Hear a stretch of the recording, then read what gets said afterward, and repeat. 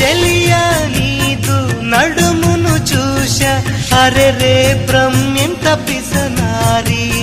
తలపై కెత్త కళ్ళు తిరిగిపోయే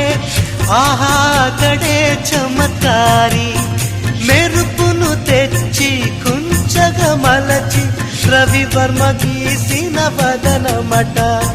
నూరడుగుల శిల ఆరడుగులుగా